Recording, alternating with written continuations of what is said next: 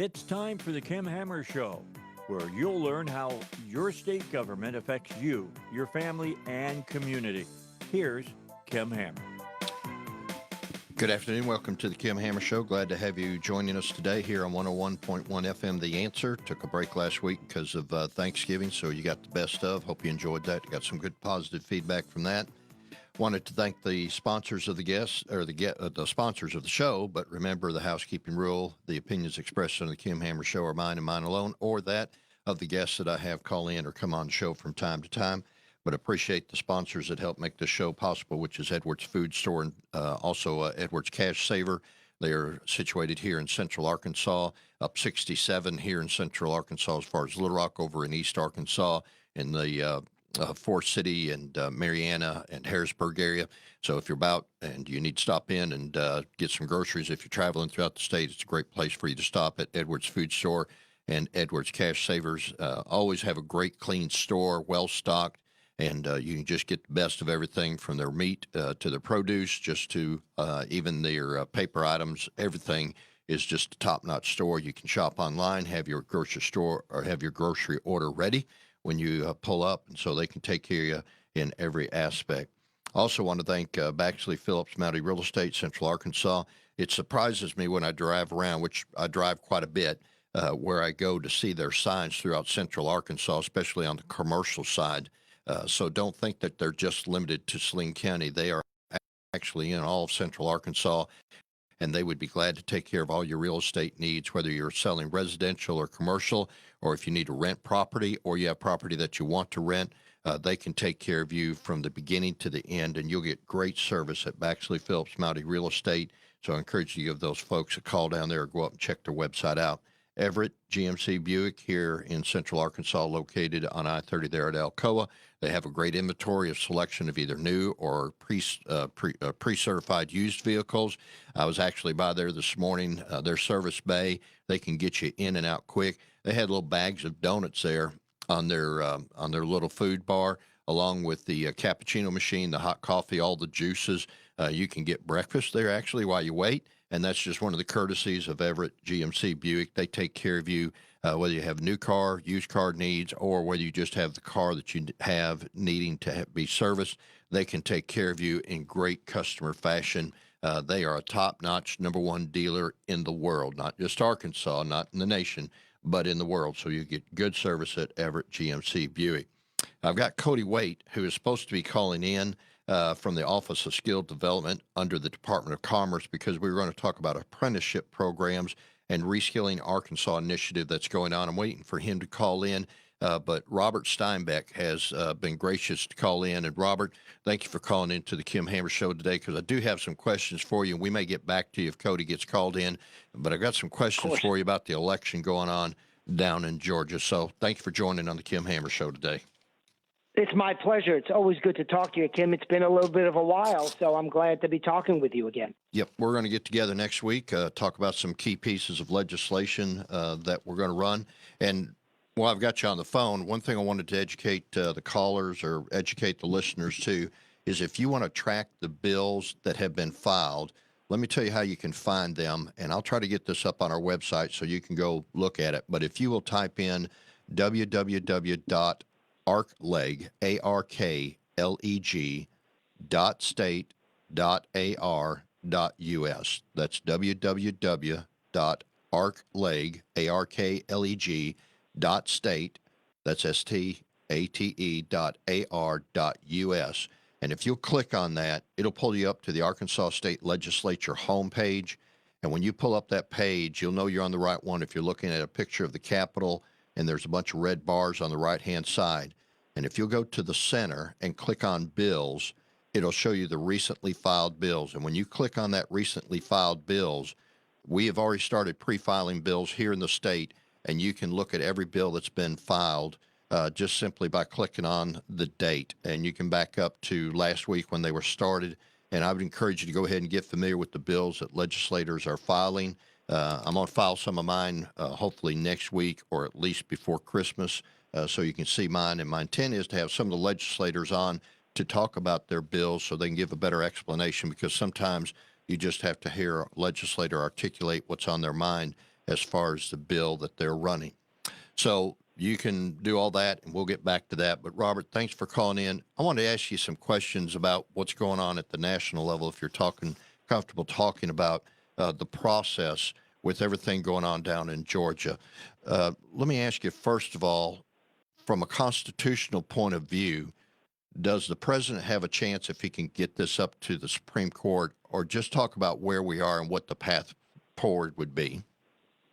Yeah, as the president himself has said, the difficulty is getting to the Supreme Court. As you know, Kim, the Supreme Court, all appellate courts, all reviewing courts are exactly that. They are the court that someone goes to after they go to a trial court. And there are ways in which you get there.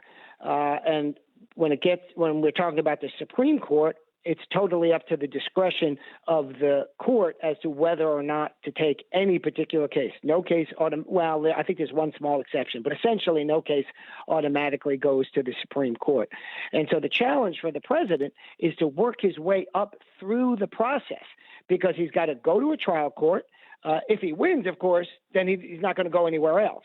But if he loses, then he's got to go to the middle court in the federal system. We have the same thing here in Arkansas. That's the Court of Appeals. But in Arkansas, you stop there generally if you go to the Court of Appeals. In other words, in Arkansas, you either go to the Court of Appeals or the Supreme Court, again, with some limited exceptions. But in the federal system, you go to the Court of Appeals. Then if you lose there, you ask to go to the Supreme Court. So it takes a little bit of time. You got to work through that bureaucracy. And the difficulty is, what happens if Joe Biden is confirmed and sworn in as a president? Is that something that can change after the fact? I don't know the answer to that question. So that's really the difficulty here, is that there's a very small time window here before Joe Biden would otherwise be sworn in for the president to have success in the court system. And if Joe Biden then is sworn in, what does that mean for any subsequent judicial decision? Are they going to reverse it?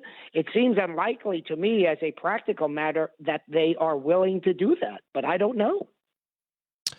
Do you think that if it was to get to the Supreme Court, based on, and maybe this is an unfair question to ask you, but based on the evidence that seems to be coming forward, with testimonies and with everything that's being, discussed in the court system now, would there be an opportunity, do you think, if it got to the Supreme Court, that the Supreme Court would see enough evidence that they could overturn, or what could the Supreme Court do if it got there? Yeah, it's a great question, and that's the real challenge, because what a lot of folks don't recognize offhand, and they don't need to because they're not lawyers, et cetera, is that when you go up each layer of the three layers that I just described to you, it's not like a new bite at the apple. The first layer is when whoever it is making the decision decides what happens. So let's say you got in a car accident and you sue your neighbor who hit your car, and your neighbor said, no, you hit my car. Well, the jury or the judge, depending whether you ask for a jury, decides who hit who. When that goes up to the middle appeals court or the highest appeals court, the Supreme Court, they don't generally say, well, we'll look at the evidence anew. We'll decide whether we believe you or your neighbor. No, they decide simply whether the decision made by, let's say, just to keep it simple, the jury is plausible. That's a layperson's, that's not the technical term, but it's plausible. In other words, they don't reevaluate the evidence. They only evaluate to see if it made any sense. And if it made sense, they say, all right, well, they're the ones that listened to the witnesses, heard the testimony. So we can't second guess them, other than if something dramatically wrong has happened.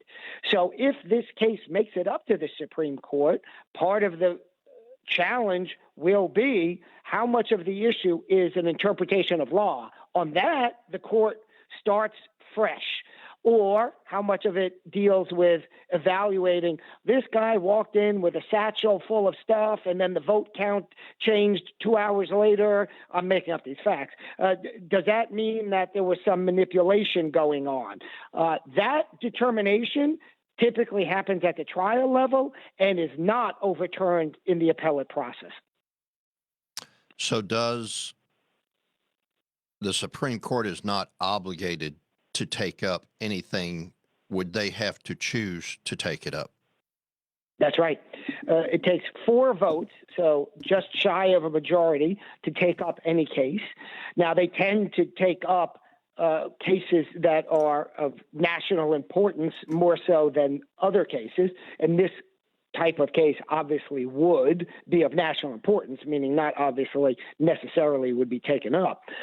So we don't know if it would be taken up in the first instance, but it's obviously more important and more significant, is a better word, than at least many other cases. So that would lean in favor of taking it up, but leaning against taking it up might be that there's no issue that's sort of novel to be decided. Is there a legal question that has not been addressed before? Because if the only thing that comes up is the judge or jury at the trial level didn't believe that people were manipulating the vote, then the Supreme Court has nothing really to say about that, because they'll say, well, that's what they concluded after looking at the evidence. We don't relook at the evidence.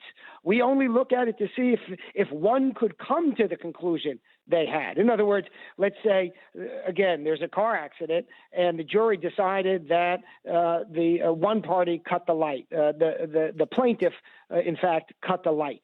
Well, and you had one witness that said the plaintiff cut the light and one witness that said the defendant cut the light. So somebody's got to make a judgment call, right? I believe the defendant more than I believe the plaintiff, says the jury. The Supreme Court and any appellate court in that instance says, well, we didn't see who was more believable. We don't know who's more believable. We just have the written documents. So if the jury believed person B over person A, that's the end of the analysis. We're done. We're out. So now if it's a legal question, if these certain, like in Pennsylvania, something happened where they changed when you can mail in a vote, is that consistent with the law? And that's a purely legal question that there's no deference to the trial court. That the Supreme Court would say, okay, we don't care what the trial court said. Here's our opinion on the law. So that's the sort of 2 moving parts. Is the issue a legal question, or is the issue a factual question, or is it both? So if you're an attorney, which I do know some attorneys that have gone to work on the Trump team, I won't name their names because that'd put them in the spotlight, but they have called up attorneys to help on this challenge.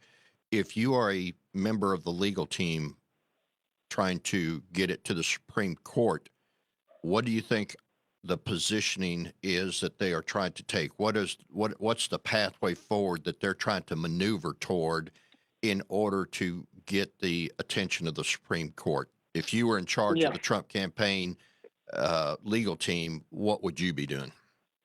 Well, if I were in charge of any legal team, then I'd tell the person they need to be looking for a smarter attorney. But besides that, I would, relative to the Supreme Court, I would focus on the legal issues. Like I mentioned, the Pennsylvania case, where they seemingly, and this is just from me reading the news, I'm not deep into it, that they changed the rules regarding when ballots can be submitted. Is that legal? Meaning, is that consistent with the law in Pennsylvania, or when I think it was the Secretary of State, I'm not sure, let's just assume, Secretary of State said, you know what, you can mail it in up to 3 days after, and it doesn't need to be postmarked or whatever they did. Again, I don't know the details. Is that consistent with the statute, with the law? And that's the best type of question to get to the Supreme Court. So when the Supreme Court has to balance between individual state constitutions and what's allowed under their law, and maybe what is in one state allowed, not allowed in the other, how does the Supreme Court resolve that situation if they're considering taking up a case? Well, that's a challenge, because they do from time to time get called in to interpret state law. But what we're talking about here is the intersection of state and federal law, right? It's how does state law apply in the context of a federal election? And they would apply to the extent they're required to apply state law, the state law for each state at issue, and they might vary. Now, there is arguably a federal constitutional principle that says that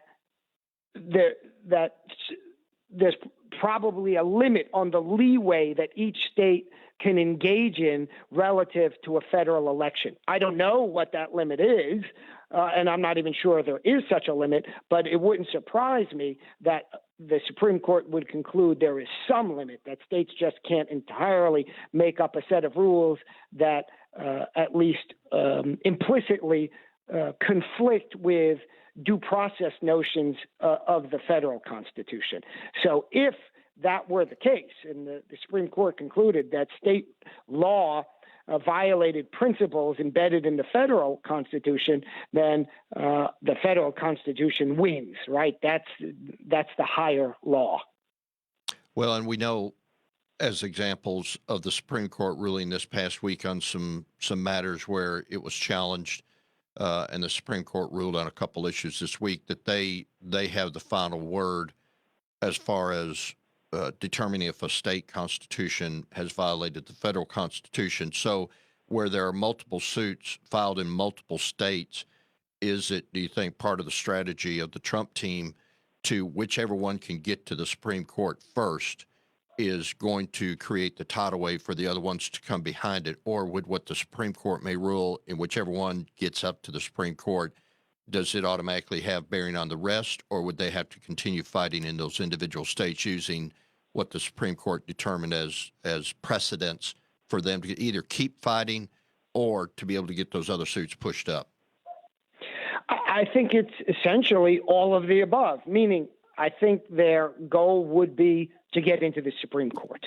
So let's throw as much I don't know what the phrase is. I forget the phrase, but let's throw as much out there as we can to be litigated so that some case can get before the Supreme Court. And if they are successful in doing that, thereafter, let's hope that whatever the Supreme Court rules has application to other states while continuing to pursue those other state actions, those other actions in other states as well. I think they just want to make sure they have as many opportunities as they can get to get into the Supreme Court. Okay. So let me ask you, I am a voter in another state like Arkansas that it was no doubt about it. We had a good election process. We had good laws in place. We did our part. We did it right. There was no gerrymandering. And here I am as a Trump supporter in the state of Arkansas that feels that I've been disenfranchised because they've screwed it up down in Georgia, they stole it up in Detroit or some of these other places. Do I have, as a citizen who feels that because of another state's blundering, any recourse on either a civil level, or I've heard of lawsuits being filed by citizen groups or by citizens?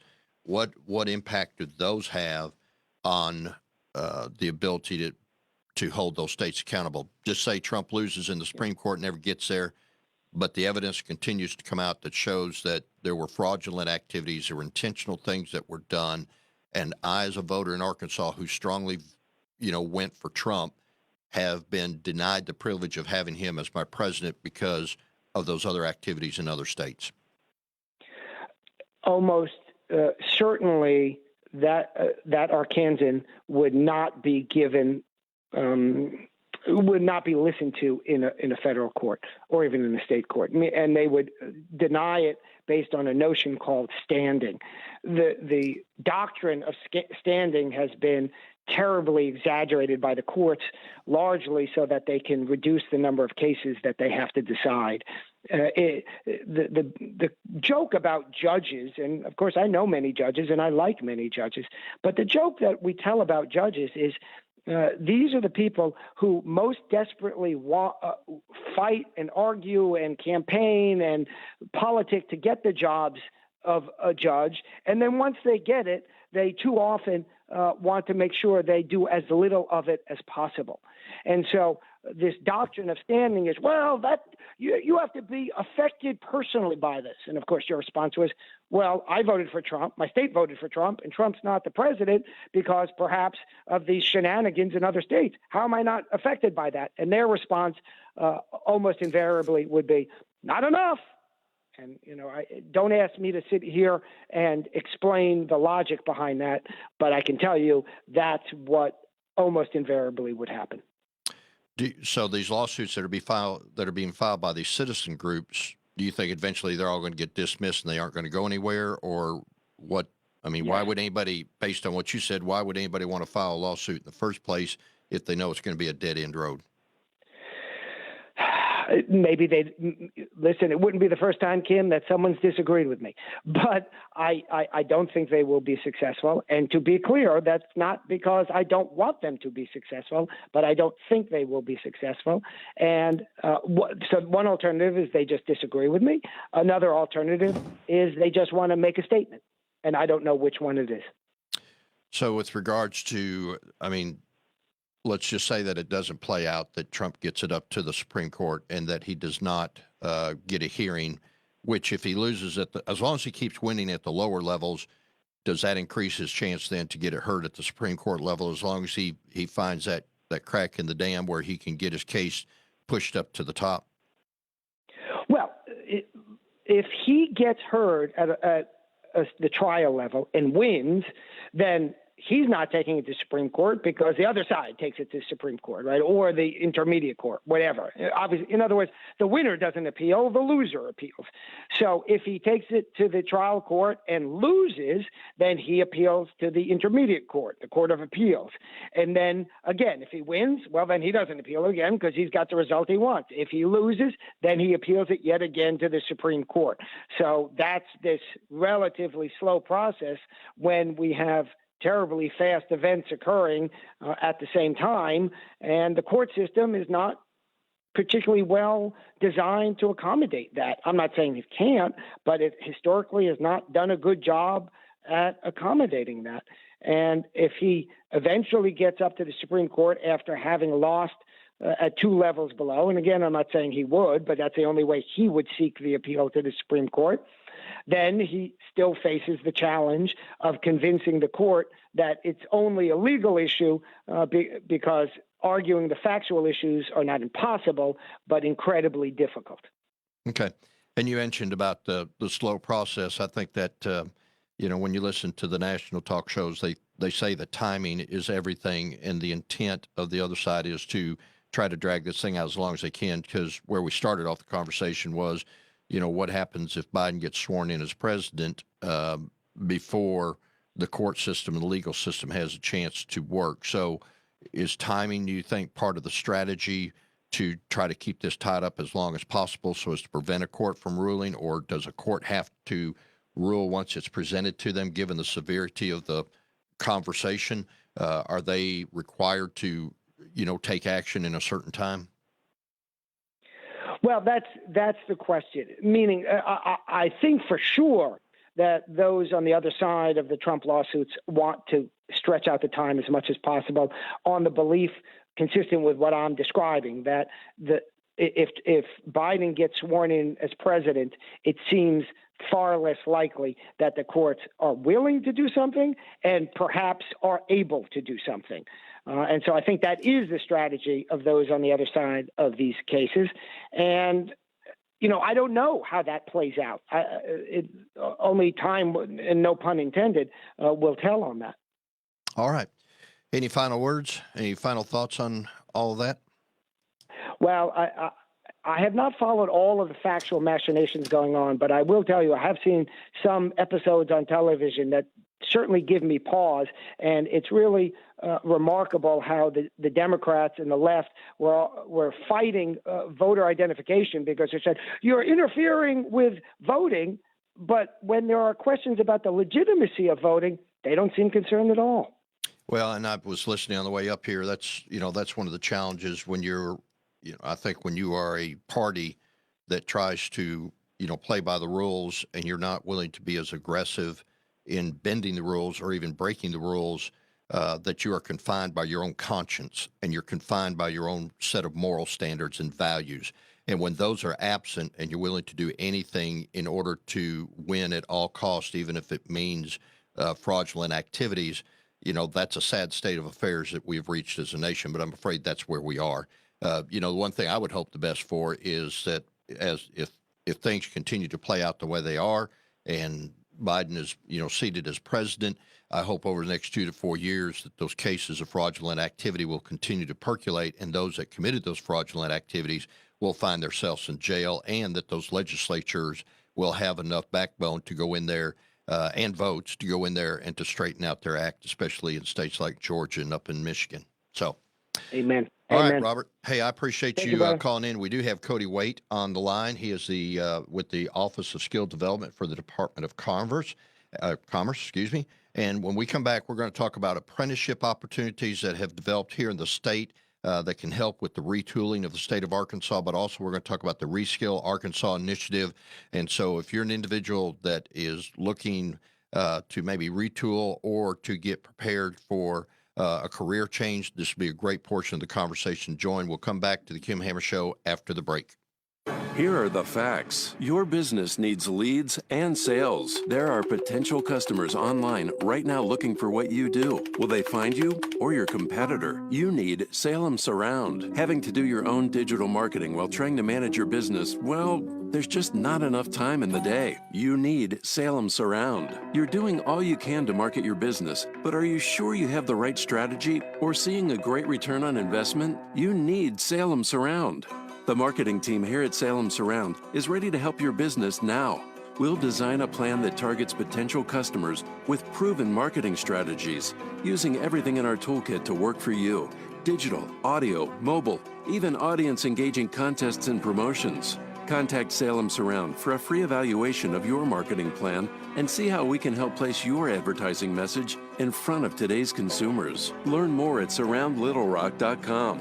surroundlittlerock.com, connecting you with new customers. Hey, science needs you. That's right, you. You listening right now? Healthy volunteers are needed for a COVID-19 vaccine clinical research study. The study is now enrolling right here in Central Arkansas. If you want to help them research an investigational vaccine for COVID-19, now's the time for you to get involved. By participating in this clinical trial, you'll have access to no-cost study-related care. You'll also have the opportunity to help advance COVID-19 research. No insurance is required to take part. You don't have to pay anything. If you're an adult who is in good or stable health, you may be able to qualify. If you're interested in learning more, then call this number, 501-954-7822. That's 501-954-7822. 101.1 FM. The Answer. This is Albert Mohler for townhall.com. The Supreme Court's recent ruling on religious liberty was a flashpoint, revealing much about our cultural moment. A large number of leading voices on the left have condemned the ruling, but liberals in the United States used to defend the First Amendment and religious liberty. Why not so much now? The short answer is the LGBTQ revolution. And it comes down to this. None of the rights related to the sexual revolution are enumerated, that is, explicitly guaranteed in the Constitution. Religious liberty, it is. And the Supreme Court has sent a signal that it's not going to just willingly go along with the moral revolutionaries. The court has not reversed the revolution, but it has at least put itself in the way. And to its credit, it has at least said so, and said so boldly. Religious liberty is right there in the Constitution. It's in the text. Deal with it. I'm Albert Mohler. The Pepperdine School of Public Policy, America's unique graduate program for leaders. Learn more at publicpolicy.pepperdine.edu. Welcome back to the Kim Hammer Show, and I want to thank the sponsors that make this possible, Edwards Food Store, and also they are located here in Central Arkansas and over to East Arkansas. Great place for you to do your grocery shopping. Baxley Phillips Mounty Real Estate here in Central Arkansas, but they have a pretty broad net that they cast, and so if you have real estate needs, don't hesitate to contact Baxley Phillips Mounty Real Estate, and then Everett GMC Buick, located here in Central Arkansas on I-30 there at Elko Road. They'll take care of all your new car, pre-certified used vehicles, also all of your maintenance needs that you have for your vehicle. A great place for you to go. So there you got a place to buy food, you got a place to buy real estate, you got a place to buy a car. What more do you need in life? Those are all three top-notch organizations that will take care of you. On the second half of the Kim Hammer Show today, we've got Cody Wait, who is with the Office of Skill Development under the Department of Commerce. And specifically, he's over the apprenticeship programs and also the Reskill Arkansas initiative. Cody, thank you for taking time out, and thank your family for giving up some time on Saturday afternoon to be on the Kim Hammer Show. Well, I appreciate it, and good afternoon. Hope everything's going well. It's going great. Let's start off talking, first of all, about the apprenticeship program and what exactly is that and how does it benefit Arkansans, or how can it benefit Arkansans? Sure. An apprenticeship, it's been around for hundreds of years and was really huge in Europe, right? And it's made its way over to the United States over the last, 100 years or so. But apprenticeship is an earn and learn opportunity. It's a workforce development strategy that's really been taking hold over the last 5-6 years across the United States, with some federal investments, but also investments by state legislatures and governments such as our own. So employers looking to upskill, reskill, and find ways to recruit, develop, and retain employees, look at apprenticeship as a way in which they can do so in a very cost-effective way, and one that turns a pretty good return on your investment to the employer. Employers, on average have about $1.40 return on every dollar spent on an apprenticeship program. And, there's a lot of good case studies in terms of what apprenticeship can do. But, if you think about apprenticeship versus, other workforce development strategies or even just your typical training, a lot of times we look at individuals, whether they go on to 2-year or 4-year universities post high school graduation, or perhaps they go into a credential or a credit bearing program where they may get a certificate of completion or some sort of nationally recognized credential in order to make themselves more marketable to an employer. The nice thing about apprenticeship is it puts an individual into a job earning a salary from day one. So an individual who may be looking to get employment in a manufacturing sector, if that manufacturing employer has an apprenticeship program stood up, instead of that individual employee or perhaps someone looking to gain employment going to a 2-year or 4-year university to get some skills, paying that out-of-pocket expense, an apprenticeship allows that individual to be employed, earn a decent salary while they're getting that training from the employer, but also having that training paid for. 90% of the time it's by the employer, but states and federal governments help offset those costs to the employers so that it's very low cost to operate for them themselves. So, over the last 4 or 5 years here in the state of Arkansas, since 2015, we've significantly expanded apprenticeship here in the state. We only had about 83 programs back in 2015. Today we have over 140. We had about 3,200 apprentices at that time. And now we have well over 8,000 apprentices who are active and currently working in the state as apprenticeships, as journeymen, whether that's plumbers, electricians, HVAC, sheet metal, manufacturing, IT. And one of the other things that we've really been successful with over the last few years is really expanding outside of the construction trades. When you look at apprenticeship kind of at its core, it's very heavily over the years been focused in the construction trades because of licensing requirements and things of that nature. But, over the last 2.5, 3 years, we've really put a focus on expanding it into what we would call non-traditional sectors, which is that manufacturing, that information technology, healthcare, hospitality, and things like that. So, when you look back just 2 to 3 years ago, we only had maybe 2-3 programs in IT and manufacturing collectively. Now we have well over 25, 30 programs and employing a number of apprentices and working in the state of Arkansas with well over 1,100 employers across the state who have adopted apprenticeship as a strategy for them. So how does a person get into it? I mean, where do they go? And what about a needs assessment? If a person is wanting to maybe change a career, how do you help them make sure that they get into the right apprenticeship program so that, they don't spend all that time and then find out later that's not what they're really tuned out for?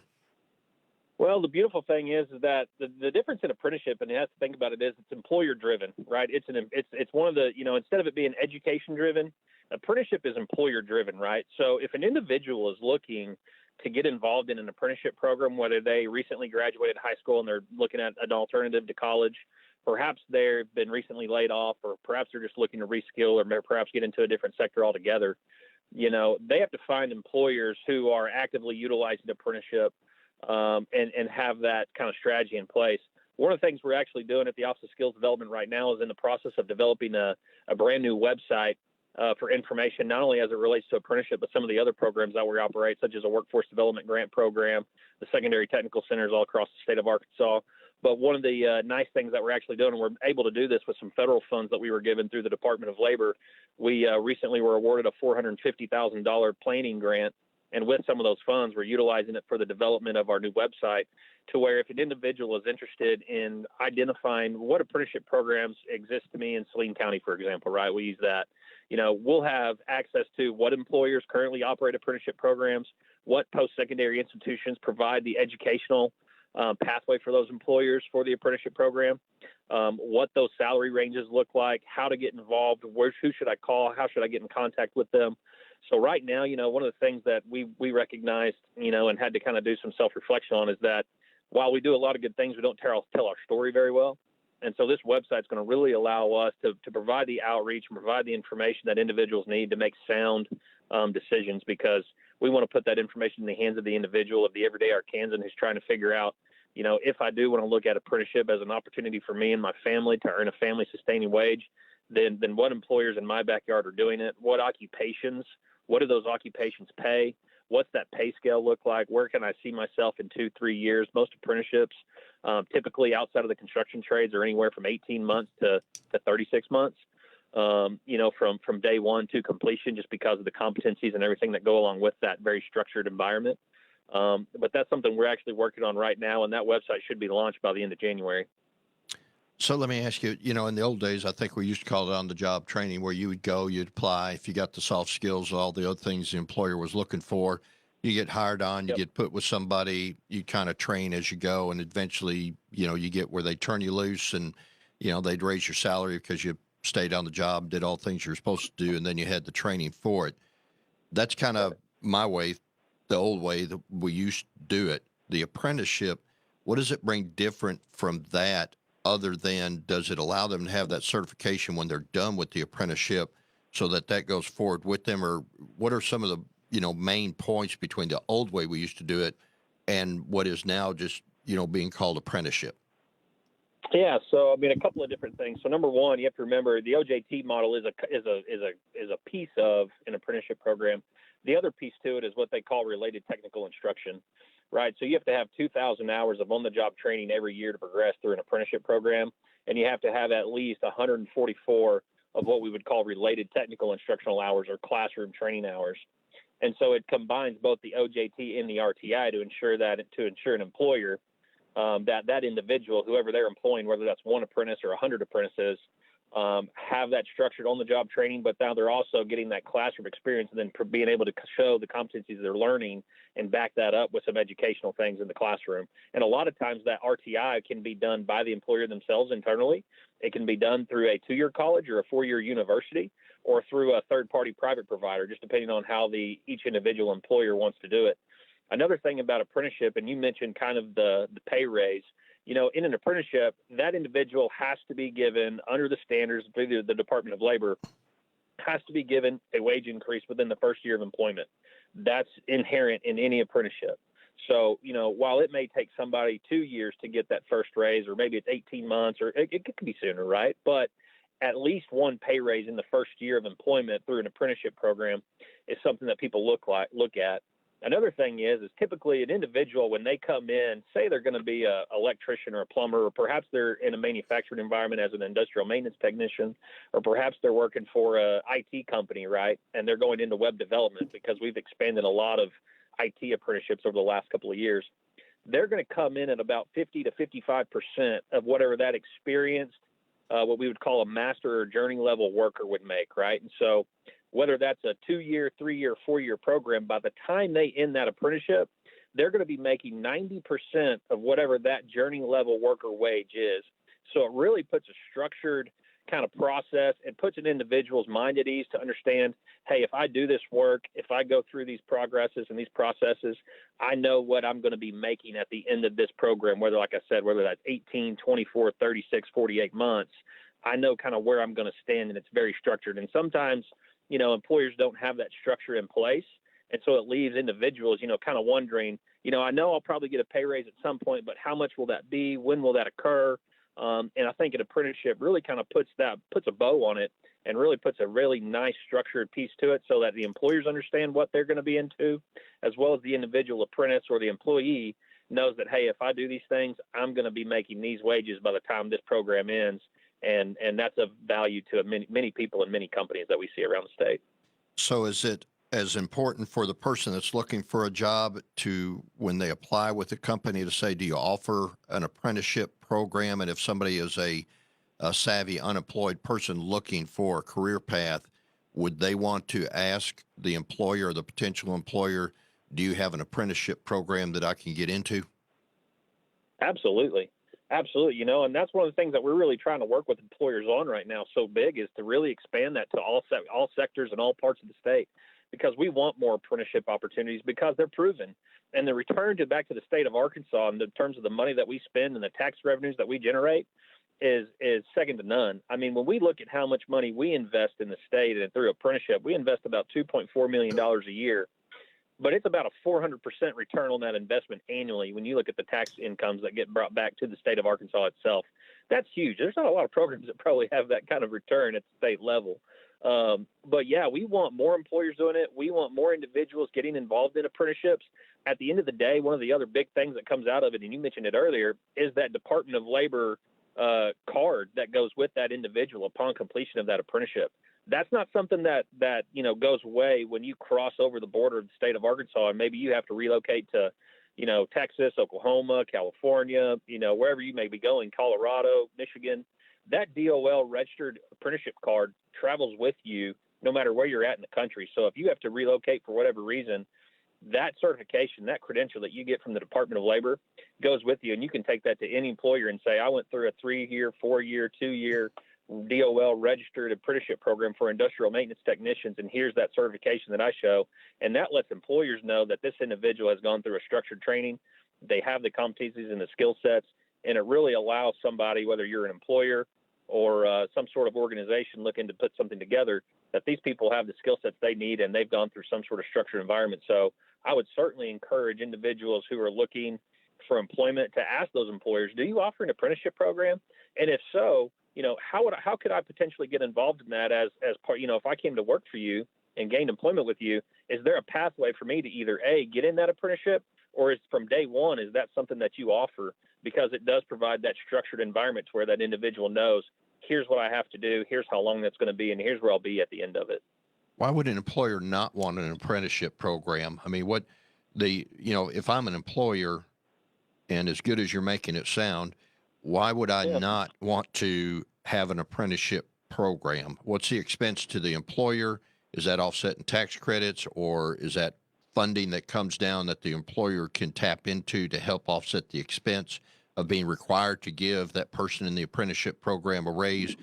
What is it from the employer point of view that would stop anybody from wanting to be involved?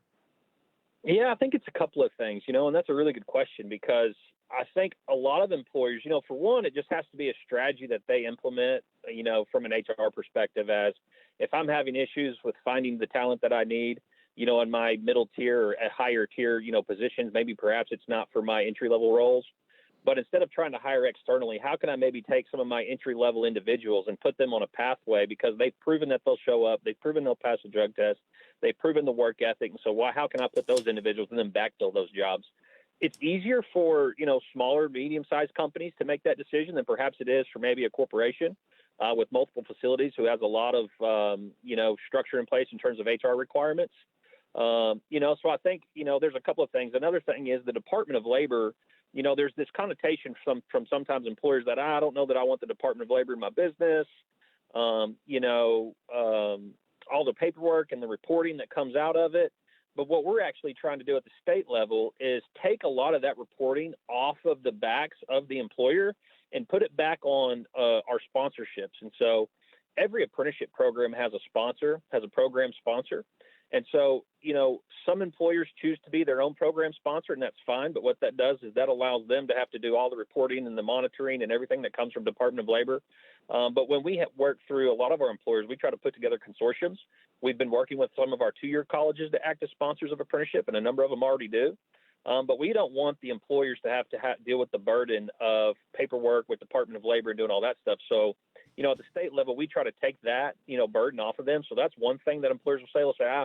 I don't really know that I want to mess with all the paperwork that goes along with that. We're trying to take the burden off of that. So if an employer is out there listening to it, and you are looking at apprenticeship, I would say give us a shout. Let's talk about it, because we want to work with our community colleges, our industry intermediaries, and our other partners and associations around the state who are looking at being sponsors of apprenticeships to take that burden off the employer. So that's one, just the reporting requirements from the Department of Labor. The second thing is, kind of the corporate structure of how they look at hiring and recruiting talent. If there's very rigid processes in place, it takes a little bit longer for those companies to make that change into an apprenticeship than it does perhaps a small, medium business. But I think the other thing is, and the third thing I would say is sometimes it's really just a lack of information about how an apprenticeship can benefit the employer. And that's what, we've been going around the state over the last 18 months and doing what we're calling employer forums, where we're bringing in companies who are currently utilizing apprenticeship from multiple sectors, whether that's First Orion in the IT space, Hytrol from the manufacturing space, Tyson Foods, Simmons Bank, Simmons Foods. There's a number of different employers who are doing it, and letting the employers speak to other employers about what are the benefits to you from an employer and how this apprenticeship has helped. And when you start to listen to some of the employers, right, because I can go on and talk about, all the things that the state can do and the feds can do about how apprenticeships this and that. But at the end of the day, when they hear it from another employer and how successful it is within their own environments, that to me is really the success story that employers need to hear as, okay, this is real and now I can actually take effect of it. And then the state can come in and say, okay, if you're going to utilize this as a strategy, we have funds to help offset costs while you expand into this, as this is a strategy that you want to implement, because it can be costly. But we are, at this point right now, we have both federal and state funds to assist companies while they transition into an apprenticeship model. And we're able to do that at no cost to the employer while they do that expansion effort. Now, eventually, there will be some cost to it on an ongoing basis. But, we're really putting a lot of effort and incentives out there for employers to make that transition. So let me ask you to drill down on that term, sponsor of apprenticeship program, to alleviate the paperwork on the employer themselves. Give me pick out a apprenticeship program and give me an example of that. Would that be like maybe somebody down in Saline County partnering with Three Rivers out of Washoe, and Three Rivers would be the sponsor, and they would actually alleviate some of the burden off of the employer on that? Is that correct? Is that what you're talking about? Yeah, pretty much. So I'll give you two examples pretty quick. I'll give you one kind of hypothetical, and then I'll give you one that's actually active as of today. So in the scenario that you played out with ASU Three Rivers, say there's a couple companies down there, and I'll just use West Fraser as an example, right? Not that they have an apprenticeship, I don't think they do, but I know that they work with ASU Three Rivers quite a bit. Say West Fraser wanted to operate an apprenticeship program, and they were looking for someone to be able to provide the related technical instruction, and they wanted to partner with ASU Three Rivers for that. ASU Three Rivers is going to be that institution that provides the instruction, but they could also be the program sponsor who would hold the standards of the apprenticeship program with the Department of Labor. So instead of it being West Fraser, right, it's going to be ASU Three Rivers program that's been developed by West Fraser. What that does is it allows West Fraser to enroll apprentices into that program through ASU Three Rivers, but it puts the program reporting and the everyday administrative roles on ASU Three Rivers and not on the backs of a West Fraser or whoever the company may be. What it also allows them to do is it allows them to offer that same apprenticeship program to multiple employers wherever they're at, whether they're down in Garland County, Grant County, wherever the Saline County, wherever the case may be, so that multiple employers could send apprentices to that one program, and then they're leveraging that one program sponsor, that one administrative function under that sponsor of apprenticeship. And so it takes that burden off, and it really is a very efficient way to do it, as opposed to every individual company registering their program, having to handle the administrative and monitoring and reporting back to the Department of Labor internally, because we don't want employers to do that. They're in the business of making widgets or welding or whatever they're making doing. Money. Both, whatever the case may be. Exactly. They're trying to make money. They're trying to figure out how do I give better wages and better benefits to my employees? How do I increase my bottom line, so we want to try to take that burden off of them. So that's kind of a hypothetical situation. Kind of a real situation that I'll mention is our partnership with the Arkansas Center for Data Sciences. They're what we call our industry intermediary for the IT space. And what they are is they're actually the sponsor of registered apprenticeship programs for information technology companies, and not just information technology companies, but let me rephrase that, it's information technology occupations. So they have different occupations registered under their one standard. They have one standard as the sponsor with Department of Labor, but within that standard, they have occupations registered for web developers, cybersecurity analysts, data analytics, IT generalists, so forth and so on. There's about 13, 14 different occupations they have. Any employer around the state, and right now they're working with already over 45, 50 active employers who are doing apprenticeships in IT, some form or fashion. None of those employers have their own apprenticeship program if they choose to. They all can work through the Arkansas Center for Data Sciences. Arkansas Center for Data Sciences, they will find who the best instructional provider will be, and they'll figure out who that is based on the requirements of the employers. Any employer can enroll apprentices into it. And all the reporting that has to go back to my office, the Office of Apprenticeship, and within Office of Skills Development, within Department of Commerce, there's a mouthful, back to the Federal Department of Labor, all goes through the Arkansas Center for Data Sciences, and the employers don't have to worry about that back and forth, and ACDS handles all that for them. So it's really a good benefit to have a program sponsor such as a two-year college, an industry intermediary, take on that role for employers. Okay. So it's definitely an advantage. Do you have any trouble getting sponsors? I mean, are statewide, geographically, do you have adequate sponsors to match up against the employers who are wanting to do the apprenticeship programs? Well, one of the things that I think is interesting is, it doesn't matter where you're at in the state. ACDS has partnerships with companies in all four corners of the state of Arkansas. Maybe not all four, but for the most part, I know we have employers who are registered through the Arkansas Center for Data Sciences program from Northwest Arkansas, Western Arkansas, Northeast Arkansas, North Central Arkansas, Jefferson County, and Pine Bluff. So any program sponsor can be statewide. It doesn't matter where they're at regionally. Now, depending upon where the related technical instruction can be done, that's where sometimes if it's, something that has to be done in class, a lot of our IT trainings can be done remote, virtually, right, just because of the nature of the business. But if it's more of a manufacturing or perhaps a construction, within the construction industry, we have partners like NATF, which is the National Apprenticeship Training Foundation. We have ACEF.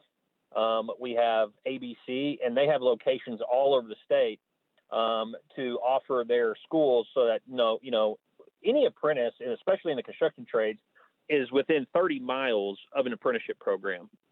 So that's something we've tried to make sure of, is that we have access, no matter where you're at in the state, to a construction apprenticeship program, especially in the plumbing and electrician space, because it's a licensed, occupation. And so we feel that we have to provide, equitable access to individuals across the state. So I don't think there's a lack of supply of program sponsors. I think if anything, we're looking for more employers to look at apprenticeship as an opportunity. And because if we can find the employers, we have the supply, we know we have the talent, and that kind of folds into some of the Reskill Arkansas initiative stuff that we're doing. And with developing the supply of talent, we got to have the employers on the back end who are looking at it, because employers have needs in hiring, whether you're in manufacturing, construction, healthcare, IT, there's always a need, and you're always competing for talent. And there's always, the strategy of being able to develop that talent within is always attractive. Okay. I'm down to about a minute and a half. I'll have to have you come back on. We'll talk about Reskill Arkansas initiative. But my takeaway from this would be that if you're an employer and you want to attract some good employees, apprenticeship program would be a good way to go. So real quick, you're going to have that website up and going the end of January, you think? Yeah, our Office of Skills Development website will be up by the end of January. But real quick, one thing I would say about our Reskill Arkansas initiative is 30 seconds. If you're an individual who's unemployed, or perhaps if you're a company who's looking to figure out how to get talent, in the state, go to our website that's developed right now for Reskill Arkansas. It's www.acds.co/reskillar. Check it out, look into it, and give us a call.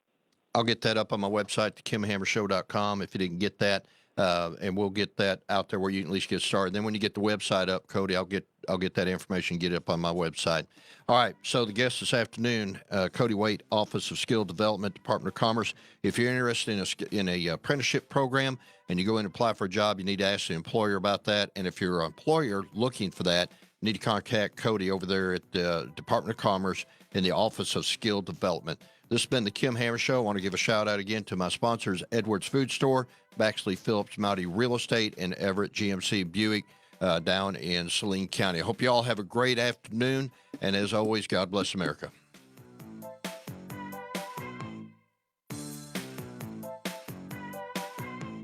.1 FM, The Answer. KDXE FM, Kamak Village, Little Rock. A Salem Media Group station. 101.1 FM, The Answer.